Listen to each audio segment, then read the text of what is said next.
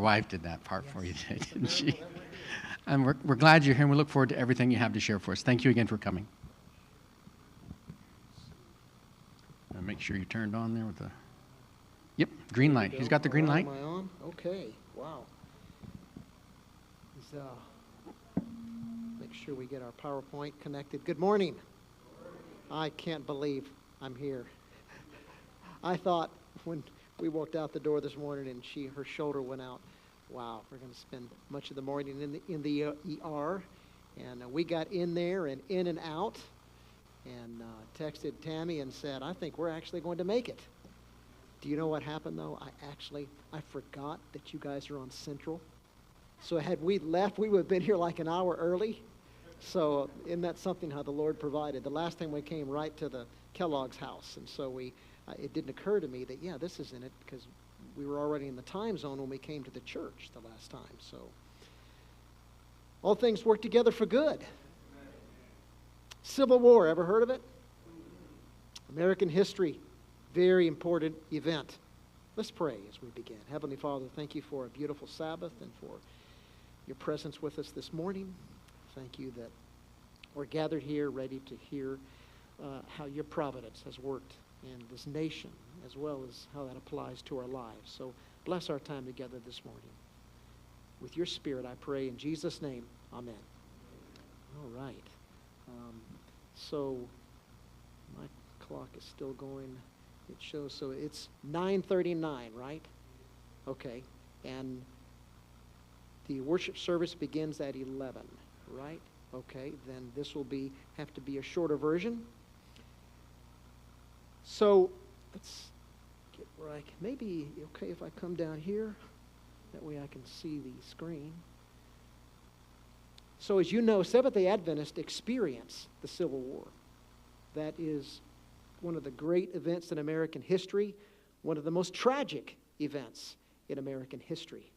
It was all related to that dark part of American history, the practice of slavery.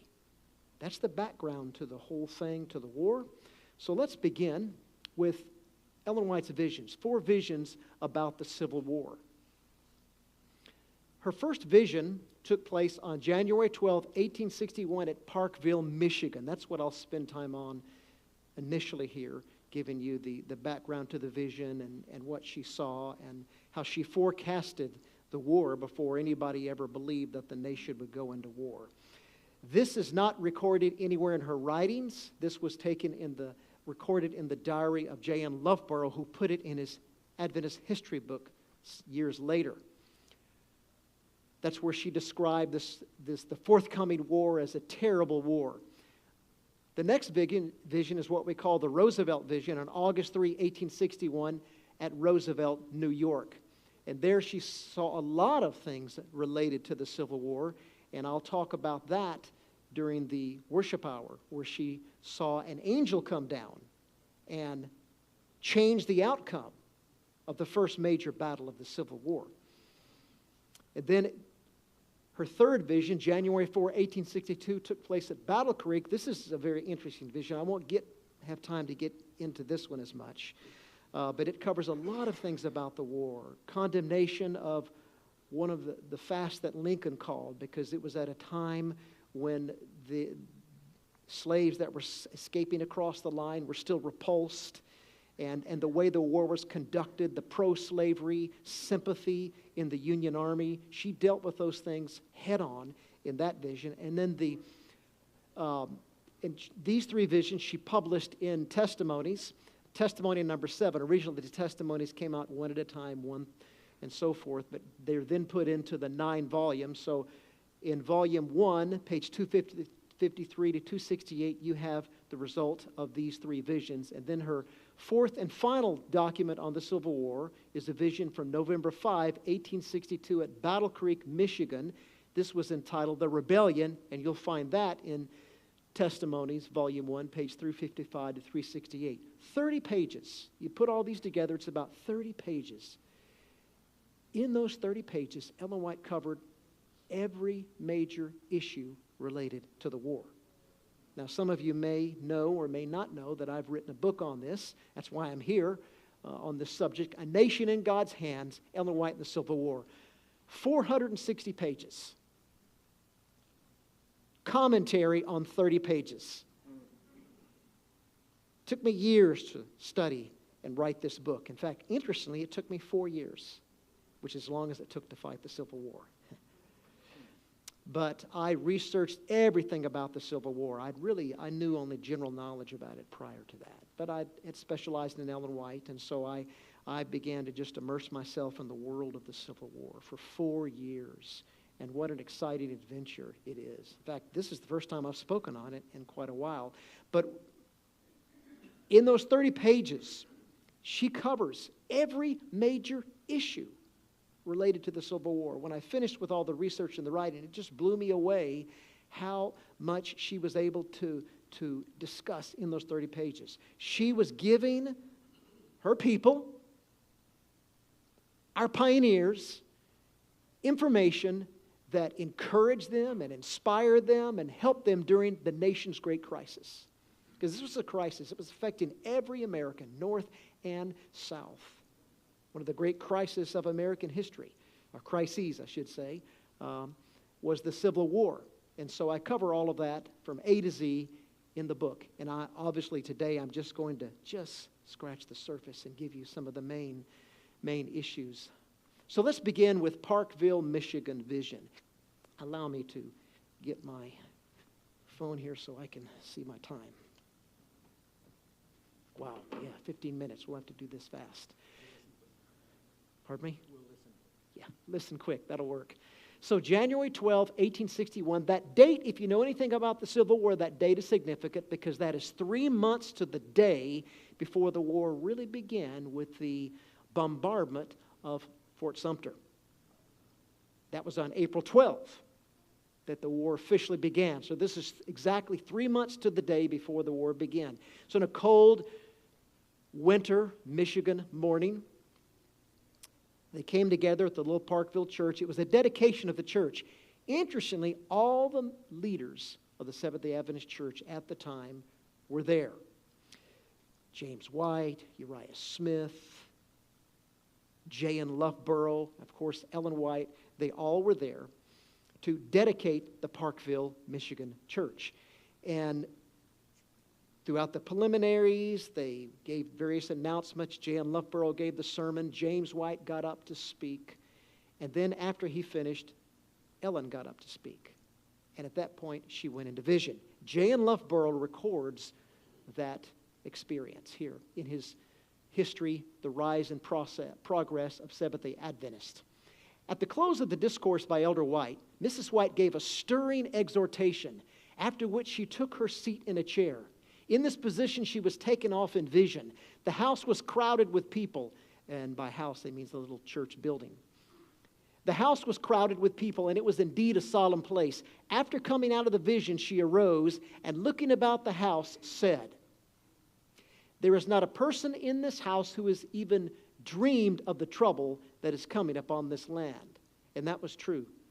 There was like the idea of a big war. That was the farthest thing from anybody's mind. People are making sport of the secession ordinance of South Carolina, which was the first state to secede from the Union. But I have just been shown that a large number of states are going to join that state, and there will be a most terrible war. And as she said that, there were a number of Republicans. Michigan was a Republican stronghold, and a number of the leaders in that community were in the church. And Loughborough recalls that as she said a most terrible war, they were shaking their heads like, no way, there's not going to be a war. Because of South Carolina? South Carolina had threatened secession for years. It's like a big child just whining again. There they go. And now they finally succeeded. Whoopee, big deal. And you could read the papers, and I researched the papers. They were just poking fun at South Carolina's secession. In this vision, I have seen large armies of both sides gathered on the field of battle. I heard the booming of the cannon and saw the dead and dying on every hand. Then I saw them rushing up, engaged in hand-to-hand fighting, and Loughborough put in brackets here, bayoneting one another, which is somewhat true. Most of the battles were musketry fire. There was some hand-to-hand combat. There was bayoneting, but not as much. It was mostly musketry fire. Then I saw the field after battle, all covered with the dead and dying. Nobody had ever seen anything like that. The war with England, the War of 1812, really they were skirmishes, the war with Mexico. Nothing was like this. Fields covered with dead bodies? Come on. Then I was carried to prisons and saw the sufferings of those in want, who were wasting away. Then I was taken to the homes of those who had lost husbands, sons, or brothers in the war. I saw their distress and anguish. Then looking slowly around the house, she said, there are those in this house who will lose sons in that war. And let's see, because of, I'm going to really move for time here, trying to decide which things I'll highlight and cover. So what I usually do here, if we had the full time, I would show you evidences how the vision was eventually fulfilled. For people who heard it, as they watched the first couple of months after that, it was like, I don't see anything happening. Yeah, there's things happening in the government. There's secession of states, but the idea of a terrible war, still don't see that yet. Well, that gradually, over the months to come, would happen, for sure. The election of Lincoln, that was the trigger. The South thought Lincoln was the worst thing that could ever happen to them. Yet Abraham Lincoln had made it clear in his platform before he was elected, I will leave slavery alone in the South. We just will not allow it to spread in the West, as they were developing new states, the manifest destiny idea of America, and new states. The North wanted them to be free states. That was the best economical plan for them. Of course, the South, well, what did they want? They wanted slave states out in the West. And because Lincoln would deny them of that, they thought he was going to come in and take away their slavery, change their social life and everything. So Lincoln was a threat. And so when he won, that's, of course, why South Carolina first said, we're out of here. And they seceded. So the Republican Party represented the worst fears of the South, and Lincoln embodied its principles. And Lincoln didn't receive a single vote in the 10 slave-holding states. In fact, they didn't even put him on the ballot. They just totally ignored him. But, of course, that was not official, and he was officially won. Perception was the key. The South perceived that the Northern Republicans were going to get at them and destroy their way of life. So for the South, Lincoln's election meant they no longer controlled the presidency as they had for years. And really, America's history before the war is a history of compromise between the North and the South. In the very Constitution of the United States at that time, there were 3 slavery clauses that were the Union trying to work with the South. And so that's why Lincoln said he could not change slavery later on in the war unless the Constitution was changed, because slavery was subtly, but nevertheless significantly embedded in the Constitution. And when the Confederates made their Constitution, they made slavery explicit, of course. So South Carolina succeeded. It was a big, big event. They called it a revolution, a new revolution. And so what happened, within weeks of Carolina's secession, 6 other lower states left the Union. Mississippi, Florida, Alabama. This was right before her vision on the 12th of January. They didn't have internet in those days, so she probably did not know that these other 3 states had seceded. In fact, obviously they didn't know that Alabama had seceded the day before, So obviously she only spoke about Carolina, but as she was in that vision, literally these things were already happening. But not everybody in that audience even knew it. And so you see lots of the newspapers of making fun of the secession movement. See, they're going to go off a cliff. It's going to end. That was the northern reaction to the southern secession. And then afterward, you have other states after the January 12th vision. Georgia, Louisiana, Texas. Those were the lower states. And they were not strong enough to wage a major war against the North. So it still didn't, so by the time you get, after the first, we're looking back on it, we call it the first wave, the winter wave of secession. When that was done, it still didn't look like Ellen White's vision would come to pass. But a lot of things happened. between February and April. By the time you get to April, you have what is called the second wave of secession. Virginia, Arkansas, North Carolina, and of course, our own Tennessee. And that was significant because now, with that happening, those upper states, Virginia, for example, that's where some of the major Confederate generals, geniuses such as Robert E. Lee, Thomas Jackson, Stonewall Jackson lived. And that's where all the wealth of the South was, all the mule power, which you needed mules to fuel a war, see? And so all the power and resources were in these upper states. And once they seceded, then the South was a major threat to the North in terms of a terrible war. And these states met in secession here, and here's where the Confederate Constitution explicitly guaranteed slavery in the states and so forth. They said they were not starting a revolution, but they were. Jefferson Davis was inaugurated on February 18, 1861, but this is still before the second wave, see. Now, I don't have time to get into this, but this is where the real cause of secession. There's a debate in Civil War historians how much slavery played a role in the war. Just to say, well, the war was fought over slavery, it is a bit simplifying things. Nevertheless, Ellen White made an interesting statement here. She said, and I'll just come to the bottom of the paragraph, she's talking about slavery. She says, the North had no just idea of the strength of the accursed system of slavery. It is this, and this alone, which lies at the foundation of the war. Interestingly, all mainline historians today would acknowledge that slavery, while yes, there are other contributing issues, and it's oversimplifying it to say, well, it was just fought over slavery. But there's no question slavery was the foundation of the war. The foundation of the war. And I've documented this in the book. And I'll tell you, if you want more, go to my book. All the documentation of this, if you've ever wondered, one historian says it was states' rights and this and that, and was it slavery? And then another one says, well, slavery was a major part of the whole thing. Without question, slavery had its tentacles. So that's why you want to look at the documentation. I looked at all the secession documents of all the states, every one of the southern states and their secession documents. I have one from Mississippi here, but I won't have time to read it. They are very clear. We are seceding because the North wants to threaten our way of life, which is slavery. Slavery is why we are seceding from the Union.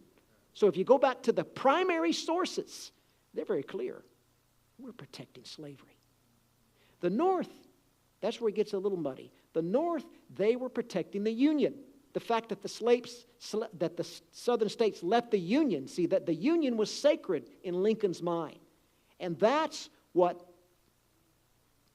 in terms of doing something wrong and illegal, it was breaking up the Union. That's what the South was doing.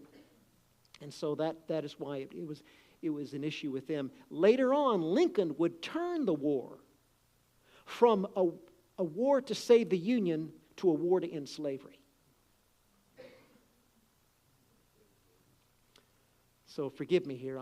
This is some of the quotes from the secession documents and significant statements.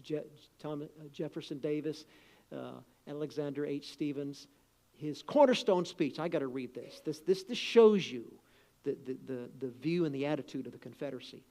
Now this is the Secretary of State here, or Confederate Vice President, actually. Its foundations are laid, its cornerstone rests, he's talking about the Confederacy, upon the great truth that the Negro is not equal to the white man, that slavery, subordination to the superior race is its natural and normal condition.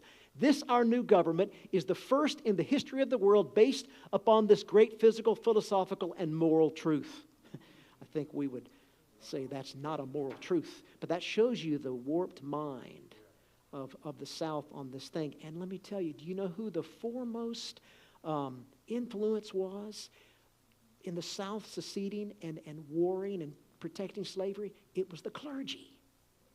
It was the clergy. It was the preachers of the churches. They were the ones that were outspoken, the most outspoken in protecting slavery. Because they made the argument, well, this inferior race, they need us to take care of them. And we basically treat them good. Oh, but you go to if you could, wow, Hollywood is starting to pick up, and they've got some pretty good films out there that are actually depicting what the slaves went through on the plantations. And I've got read actual testimonies by slaves, books compiled of their testimony after slavery was over and what they went through. And it's horrible. It's horrible. So this book here makes it very clear, Apostles of Disunion, that slavery was clearly a major foundation. So let's see, how are we doing here? It's time for church. So, am I wrong? What time do you go? 10 o'clock. Hour? I'm all confused because of this time. Okay, this is... Okay, that's right. So I'm going by my clock did not change. My phone did not change. What's the matter with this thing? Yeah, that phone, for some reason, it will sometimes when I cross the line, it doesn't change, and I was thinking it had. So sorry. So I got an hour. Let's back up. Well, let's back up. Okay. All right. Well, let's back up. I got some pretty good stuff here. Okay. All right. Sorry. Man, I thought I had to go to church here, and church was going to start. So, okay, yeah, I did that. Yeah, after the vision. Okay, the upper saints seed. Good. Now I can flesh it out more. And now, I was going so fast, it is frozen. I'll start that again. Why is it doing that?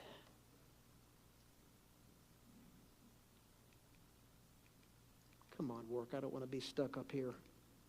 I like to be in front where I can walk around and get more into it. Oh, come on. I just put a new battery in here, so maybe, I'll tell you what, let's try this. All right, let's try this again.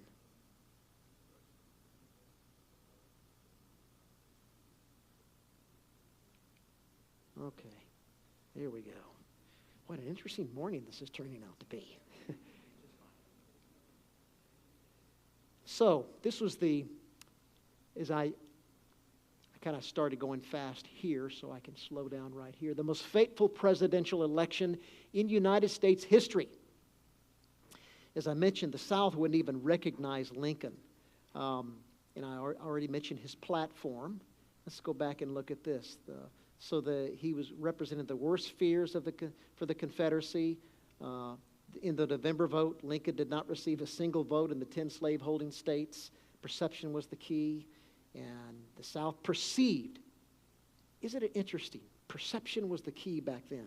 Do you think that's still true today in politics? Perception? Look at the divide now. You know, people have been likening this divide in our nation now. It's like the Civil War. And in many ways, it's not, because the nation's not ready. We're not ready to pick up arms. However, there are individuals. I don't need to elaborate on that, do I? Who are taking things into their own hands and going violent. So the spirit is still there, this division we have. So in that sense, this is really relevant here for what we're struggling with today. So Lincoln's election meant that the South no longer controlled the presidency as they had for years. I think we did this. They said Lincoln supported John Brown's raid. Anybody ever read about John Brown, the most enigmatic figure in the 19th century? Led a raid on Harper's Ferry. He wanted to do a kind of a insurrection and go down through the South with an army and end slavery. He was what is called a violent abolitionist. Lincoln said, I agree with John Brown's sentiments against slavery, but we cannot endorse his violent methods. He was a preacher also. Yes, he was. Yeah, oh, yes, and I cover his death, his whole experience in some detail in my book. But Lincoln did not support the raid the way it was done. So, again, it was a misperception on the part of the South. Republicans would not only keep slavery out of the territories, they would at some point down the line strike at slavery where it already existed, which is in the South. And Lincoln had said, we're going to leave it alone in the South. And that was the general Republican platform, but the South didn't hear it. Don't we sometimes hear what we want to hear? Here's an entire region of the United States that did not hear right. They refused to really listen. They heard words but interpreted it their own way. Don't we all do that? Blacks would become equal citizens in their mind, which meant the Southern white race would be reduced to their level. And I'll tell you what would be interesting if we were to go future ahead of the Civil War, and look what happened once the South was coming back together in the Reconstruction era. They created black codes, and while slavery no longer existed, the way the blacks were treated, especially when you come to the turn of the century, it was horrible. Lynchings. It's just awful what had happened. It just took years, as we all know, to recover from that. And don't we still struggle with the whole racism issue today? Things certainly are better from the past, but I think perception is a lot of it. We still have a lot of growing. As God's people, we need to be a healing agent, don't we? We need to be healing, and people know that we love every person. And we need to be careful with how we view our politics. Whether you're Democrat, Republican, I'm not even going to tell you what my position is. But whatever you are, you need to love the other side. Amen. As much as you may disagree with them, see. We need to show healing in this nation where people are so divided over parties, political parties. Yes, there's differences, but we've gotten along as a nation before. We need to do it today, and we need to show them that it can be done. But if, you go out there on YouTube and you hear what some other Adventists are doing, it's not healing. It's not healing. So the beginning of secession, everyone knew that the month following the election would be crucial in terms of the South's reaction to Lincoln's election. Indeed, it was. It began with South Carolina, the most extreme of the southern states. Everyone knew that. So South Carolina secedes on December 20, 1860. It was a day of great celebration. They called it a new revolution. We're going to change everything for us. And there was cheering, there was shouting, cannons were going off, and fireworks. Everybody was happy. It was a new revolution. Little did they know that in a few short years, Sherman would bring his troops and exact the harshest vengeance on where it began, the cradle of the rebellion. That's what the North called it, the rebellion. And Sherman's, the famous Union general, his march through Georgia, march through the Carolinas, flattened it, totally destroyed it. Little did they know what was ahead. Here's some of the documents of secession. Some in the North took it seriously, others not so seriously. Here's Loughborough citing one of the papers. The people in the North little thought of a war growing out of that. In the New York Tribune of that week, Horace Greeley, the editor, said, "A few old women with broomsticks could go down there and beat all the rebellion there is in South Carolina." And speaking of the week before, he said, "If someone with the firmness of Andrew Jackson would go down there and say, 'South Carolina, where are you going?' they would reply, 'Back into the Union again, sir.'" So they just belittled secession. They'd heard it so long from South Carolina, this is not going to happen. So when Ellen White said they're making sport of the secession of South Carolina, she was spot on. That's exactly what had been happening. Within weeks of Carolina secession, 6 other lower states left the Union. We covered this already. And as I mentioned that, there we go. We talked about the northern reaction to it. And then after the vision, when she said I saw that a large number of states would secede. Well, this would happen shortly after later that month and in February. So that would strike people who were there hearing the vision. But then there was this kind of pause after that. But other things were happening. Now, I did mention these. There was this pause between February, March, and April until these upper states seceded. So the seceding states met for a convention in Montgomery, Alabama, February 4 through March 11, and that's when they established the Confederate nation and wrote up their Confederate Constitution. What they did, they took the original Constitution as a blueprint. They basically copied it with a few changes, big changes, which made slavery explicit. There's only 3 subtle slave clauses, real but subtle slave clauses in the original Constitution at that time. It was, and the only way to remove them is by a legal action, and of course that would be the 13th Amendment. By the way, you all are aware of the 13th Amendment. That is what removed slavery out of the Constitution officially, the last year of the war. But there was actually an early 13th Amendment in the first year of the war. And this first 13th Amendment would make slavery permanent forever in the nation. It was an amendment that would say slavery shall never be removed from the Constitution. But fortunately, the war went on and it was forgotten. It was never ratified. And then it was canceled out with the second 13th Amendment, which we all know about, that changed the history of this nation.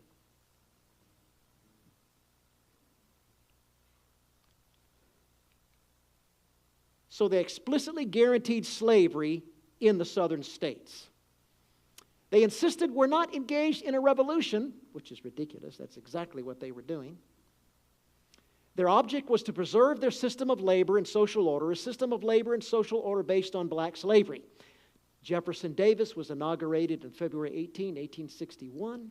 One of the most debated issues relating to the Civil War was the issue of the cause of the war, slavery. Now I can talk about that in a little more detail that I was skipping over earlier because I was confused on the time.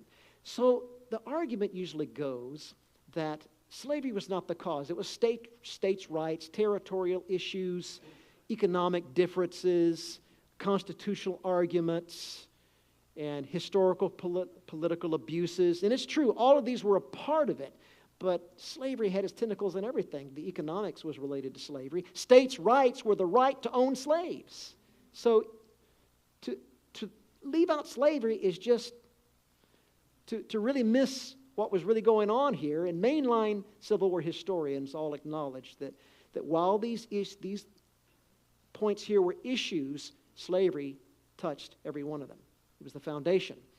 And here's the entire quote by Ellen White. The North did not understand the bitter, dreadful hatred. This is that second vision I mentioned at the beginning, where she talked about more issues related to the war. The North did not understand the bitter, dreadful hatred of the South toward them, and were unprepared for their deep-laid plots. The North had boasted of their strength and ridiculed the idea of the South leaving the Union. They considered it like the threats of a willful, stubborn child and thought that the South would soon come to their senses. See, Ellen White, James White, they were reading the papers of the day. In fact, there's an interesting letter where Ellen White is writing to a family member, and she says, I'm sitting here, James is seeing a dentist, and I'm here reading the news about the war. So Ellen White herself and others, they kept up with these things through the news. Of course, and Ellen obviously had a greater insight, but she read the news as well.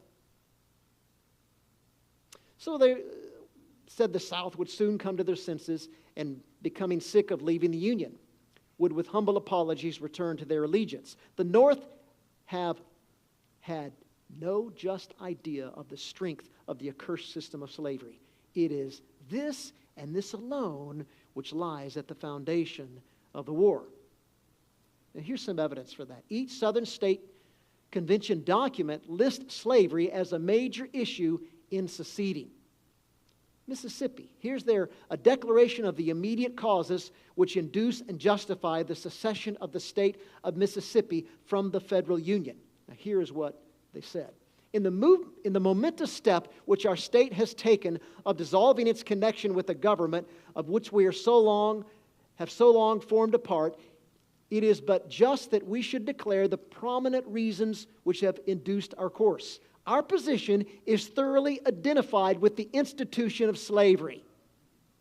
the greatest material interest in the world. That made them wealthy. We're doing great financially because of that. A blow at slavery is a blow at commerce and civilization. That blow has been long aimed at the institution and was at the point of reaching its consummation. There was no choice left us but submission to the mandates of abolition or dissolution of the Union, whose principles had been subverted to work out our ruin. And all the other secession documents are very similar to that. To strike at slavery is to strike at our very civilization. You see how deeply embedded it was. To say slavery was not the cause of the war? Give me a break. These are the primary sources. Here are significant statements by Confederate leaders. Jefferson Davis, the president of the Confederacy. A labor of African slaves was and is indispensable to the South's economic development. With interest of such overwhelming magnitude imperiled, the people of the southern states were driven by the conduct of the North to the adoption of some course of action to avert the danger with which they were openly menaced. And then we read the cornerstone speech by Stevens early, so I'll pass that over. And this book gives a lot of the documentation about the slavery as a cause of the war. Nevertheless, the North still didn't believe that this is going to be much of a threat. Lincoln himself said, "I have felt all the while justified in concluding that the crisis, the panic, the anxiety of the country at this time is artificial." That was right before his inauguration. Alexander Stevens told a Savannah audience on March 21 that their revolution has thus been far accomplished without shedding a drop of blood, that the fear of the deadly collision with the Union they had renounced was nearly dispelled. Now remember, this is the Confederacy was only those lower southern states which were not really strong enough. And they knew they were not strong enough to wage a war. The upper southern states had not seceded yet. And so all this rhetoric was taking place during that time. And so you can imagine that those who had heard Ellen White's vision in the Parkville church, they saw the secession, all those states, wow, but then there was this lull. Well, it doesn't seem like there's going to be a war after all, as they heard things like this in the newspapers and so forth. So you can imagine that those who believed in Ellen White's prophetic ministry may have felt a bit challenged at that time. According to Civil War historian Shelby Foote, a congressman from Alabama said there would be no war and offered to wipe up all the blood that would be shed with a pocket handkerchief. And Shelby Foote has written 3 major volumes on the Civil War, Southern Gentleman, and fantastic volumes on the war. He always put things so well, and he said this. He says, "I've always said someone could get a PhD by calculating how many pocket handkerchiefs it would take to wipe up all the blood that was shed. It would be a lot of handkerchiefs." Senator James Chestnut of South Carolina offered to drink all the blood shed as a consequence of secession. It even became a common saying in the South that the secession winter that a lady's thimble will hold all the blood that will be shed. So, okay, the Confederacy exists now, but war between the two? Nah, not going to happen. Then we come to March 4, the inauguration, the first inauguration of Abraham Lincoln. Talked about the angels of our better nature. And let's try to look. He made it clear in the inauguration, I'm going to leave. This is an inauguration now. I will leave slavery alone in the South. We're not going to touch it. Let's come together here. We just don't want it to spread in the West. Let's work together. Let's compromise. He was trying to be a peacemaker here. Was it going to work well? So in the 12 weeks following, you have Lincoln's inauguration, you have the Confederate Constitution established, and then, and I discuss a chapter in my book, the lead up to the bombardment of Fort Sumter. So we don't have time, won't take time to get into all of that, but April 12 through 13, finally things escalated, and this was a Union fort within Southern territory. And so the South invaded it to take it over. So you have the bombardment in the bay. It was the fort in the bay of South Charleston here. So the bombardment of Fort Sumter, and that changed everything. That meant war was officially on. But it's still,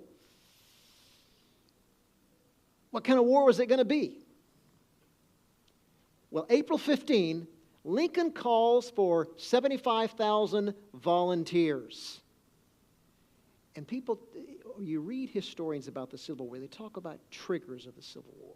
You know, what really caused the war? Well, actually, there's a host of triggers. John Brown's raid was one of the major triggers, and a lot of the things that happened politically throughout the 1840s, you could call those long-term triggers.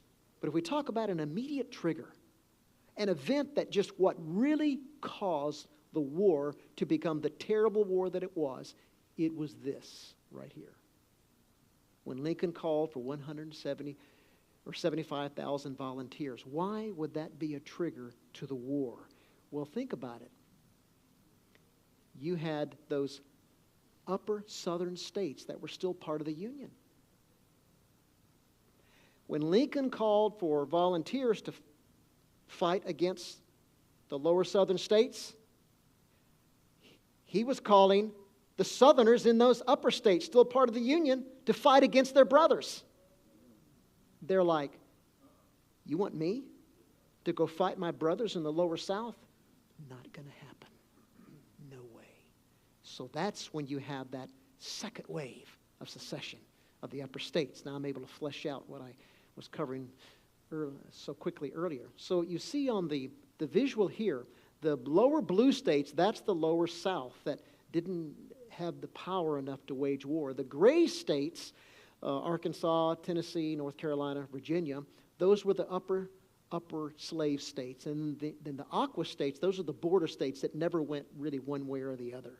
Lincoln tried to win them over during his entire presidency, but it was very difficult, so they never really went one way or the other. But as a result of this call for 75,000, that meant Virginia would submit to the Union and fight against the lower South. Robert E. Lee, others would not have anything to do with that. So then you had that second wave of secession. And when that was done with these upper states, with the lower slave states, now you have a Southern Confederacy that had all the resources and the power and brilliant generals to wage a major war against the North. But let me be clear. The North had to be the ones to really initiate the real fighting. Because the South, they were just there protecting their territory. They weren't invading the North. The North would have to invade the South to come down and defeat them to pull the Union back together. That was their thinking. Slavery was not an issue at the beginning. And that's why Ellen White and abolitionists such as her were condemning the efforts of Lincoln in the first year or two of the war, because he was trying to save the Union. And so that's the background here. So again, Ellen White's initial vision. People are making sport of the secession of South Carolina, but there will be a most terrible war. Large armies on both sides gathered on the field of battle, booming of the cannon, the dead and dying in every hand. But there was still no terrible war yet. Now, as a result of this, while the forces were set in place, everyone's thinking it's going to be a short war. Easy war. The North said, we're going to whip them so hard and fast, they'll run back home with their tails tucked between their legs. And the Southern men, these guys were good at hunting, and they were good marksmen with their rifles, and they said, we will beat them so fast, so easy. That was the attitude on both sides. The New York Times had already dogmatized after Lincoln's call for 75,000 troops. Whatever war there is may easily be made a war at sea, a war of blockades, a war of having its sole objection the protection of American property and preservation of American commerce. On May 4, the Harper's Weekly, a major magazine along with or paper along with the New York Times, editorially concluded, if Abraham Lincoln is equal to the position he fills, this war will be over by January 1862. Now, for us, see, we're looking back on history. We know what was to come. But what is helpful is to read history forward. Historians try to do that. It's good if we do it. Let's step back into the shoes of those people and what they're looking. They're thinking, yeah, it's possible. We can do this. This will be a short war. But they had no idea. No idea. Again, here's some of the anti-Confederate satire in the papers of the North. Secession exploded. J.N. Loughborough correctly pointed out that after the bombardment of Fort Sumter, President Lincoln called for 75,000 volunteers on April 15, and they were for a short term of only 3 months. Thinking, this is going to be, just get all these men together and this will be done easy. I saw at this time, Loughborough penned, one company of soldiers starting out at Battle Creek. Now, Loughborough's writing this years later, okay? He's reflecting on it. I saw a company of soldiers starting out at Battle Creek, a jolly company they were too, full of glee and hilarity as though going on a picnic. And as the train pulled out from the station with waving hats and handkerchiefs, they shouted, "Goodbye, boys, we'll be back in 6 weeks." And Loughborough remembers himself thinking, poor fellows, or he's thinking it now, poor fellows, many of them never returned. Here's a picture of them. Look closely at that picture. It's a bit fuzzy, but you can see the expressions. They're look at the one with the knife. They're having fun. They have no idea what's ahead. They have no idea of the horror of battle they were about to go into. So they're all happy and exciting, just as Loughborough had said. L.E. Usey, who wrote the first, he did a master's thesis years ago on Ellen White and the Civil War. He did the first work on that. I, of course, took his material and expanded it significantly. But he wrote, "It is evident, therefore, that Ellen White's apprehensions on January 12 at Parkville of an impending major war was in sharp contrast with the lethargy which prevailed in the northern states for months. That there would be 4 years of blood-packed warfare, thousands of casualties, numerous fresh cemeteries, public and private debts as common as rainwater, and endless personal tragedies for both Northerners and Southerners was frankly beyond the ken of most Americans. They understood little of the nature of the 19th century fighting, having had little acquaintance with it other than Indian skirmishes and the Mexican War dress rehearsal." James McPherson, major Civil War, probably the definitive Civil War historian, in his major works, he wrote, "The Civil War was the most dramatic, violent, and fateful experience in American history. At least 100,000 soldiers lost their lives in that war. 2% of the population at the time. If 2% of the American people were to be killed in a war fought in the early 21st century, the number of American war dead would be 5.5 million. More Americans were killed or died in this war than all of the other wars combined that the United States has fought. The number of casualties in one day at the Battle of Antietam was nearly 4 times the number of American casualties on D-Day, June 6, 1944. Twice as many people were killed and mortally wounded than were killed by the terrorist attacks in the U.S. on 9/11/2001. Sons lost in the war, back to her statement that she saw that there are many sitting in this house who would lose sons in the war. Loughborough writes, "Near the stand sat Judge Osborne, whose wife was a Sabbath keeper. By his side sat Mr. Shellhouse, owner of a large woolen factory, both leading men in the Republican Party. When Mrs. White told what was coming, they looked at me and shook their heads. 1 year from that time, when I spoke in the same church, these two men sat together again. My subject was spiritual gifts. In illustration of the gift as manifested by Sister White, I referred to the vision of January 12, 1861.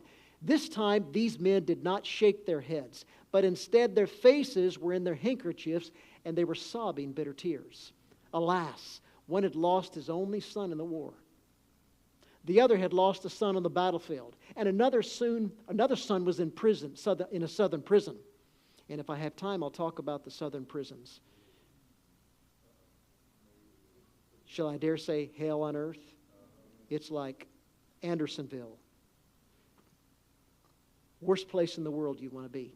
The elder of the Parkville church later told me that he knew of 6 or 7 others there who had lost sons in the war. And I've documented this in my book. I've only been able to document one. Another colleague who has worked in the Civil War is researching. As you're going to see this afternoon when I talk about Ellen White's statements about the Union and spiritualism, solid documentation yet remains to be discovered.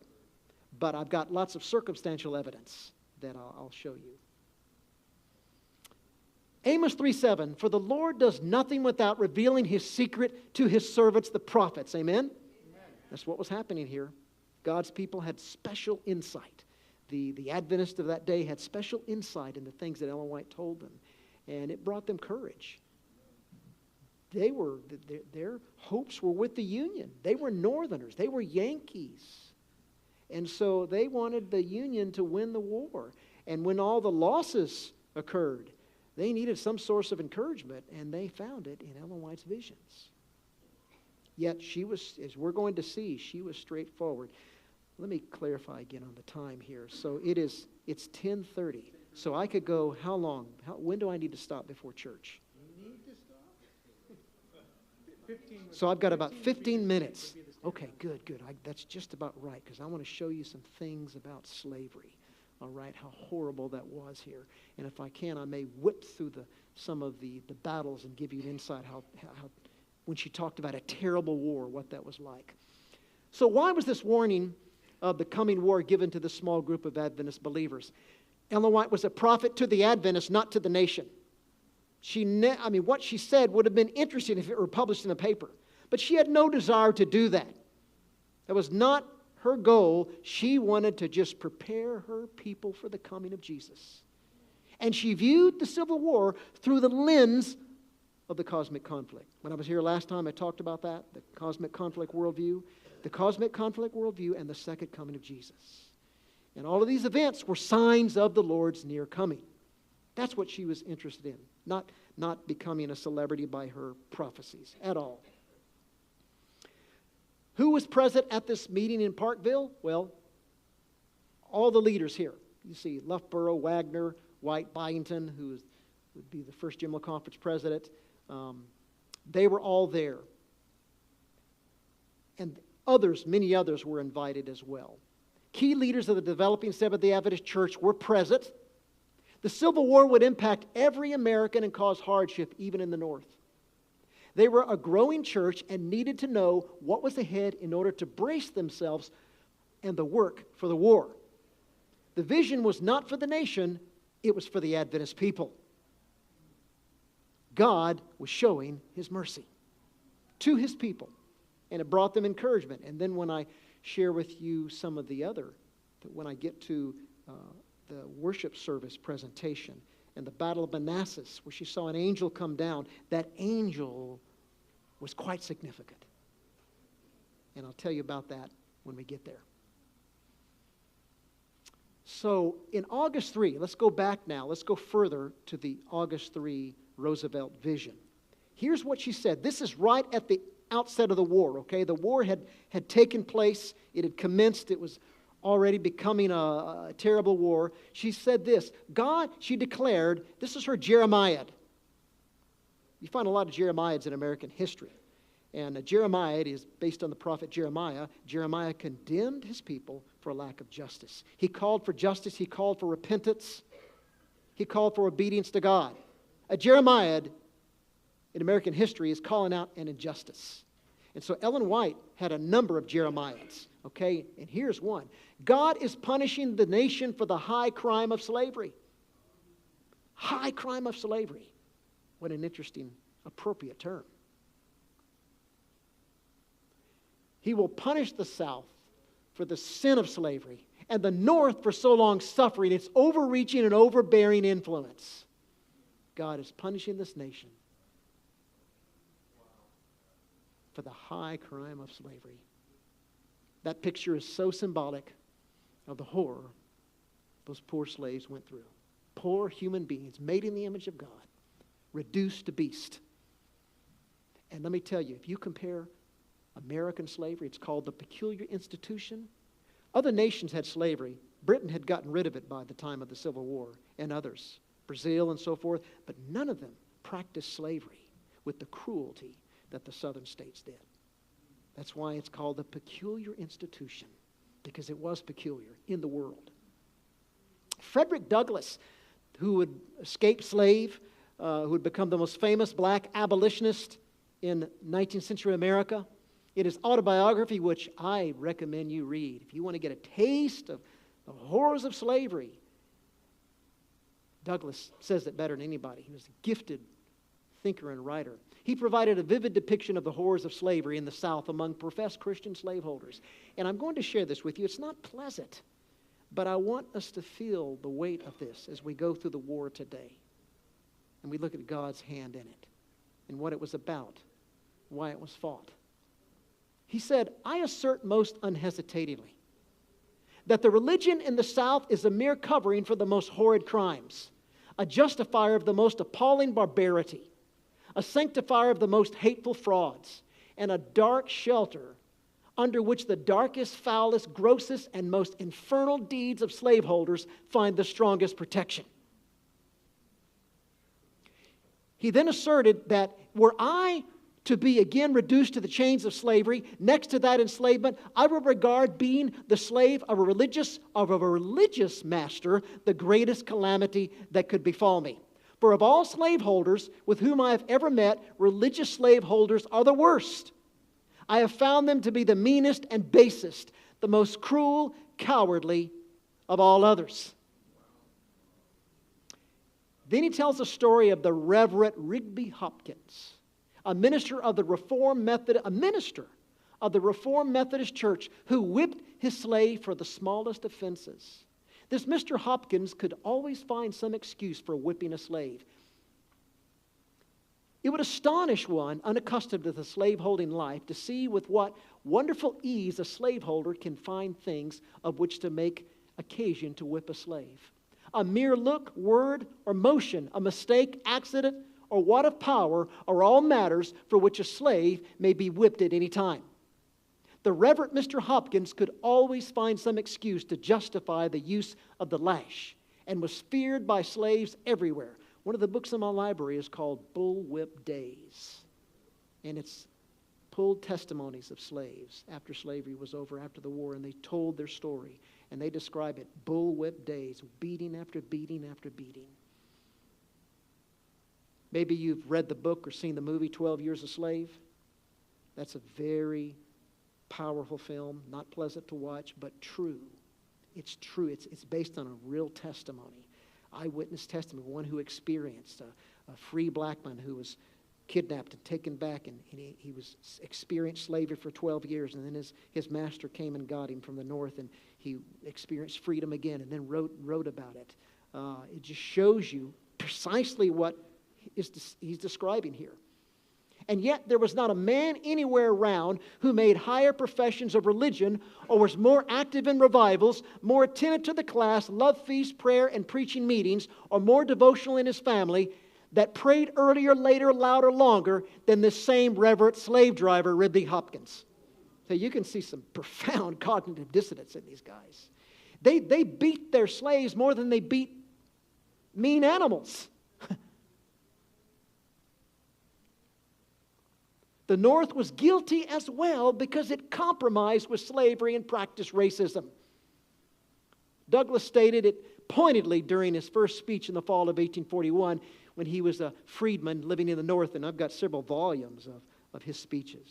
So Douglass became quite a voice, quite an eloquent voice of abolition in the 19th century. And he and Lincoln, one voice he listened to throughout the war, and that was Frederick Douglass. Douglass had the ear of the President of the United States. Prejudice against color is stronger north than south. It hangs around my neck like a heavy weight. It presses me out from among my fellow men. And although I have met it at every step, the 3 years I have been out of Southern slavery, I have been able, in spite of its influence, to take good care of myself. So while the North was not practicing slavery officially, the racism and the way the freed blacks were treated was certainly what we would describe as not good. Historian Leon F. Litwack, in his North of Slavery, the Negro in the Free States, and these are terms we don't use anymore today, so I'm using them historically, okay? I don't even like saying them, but they're historical here.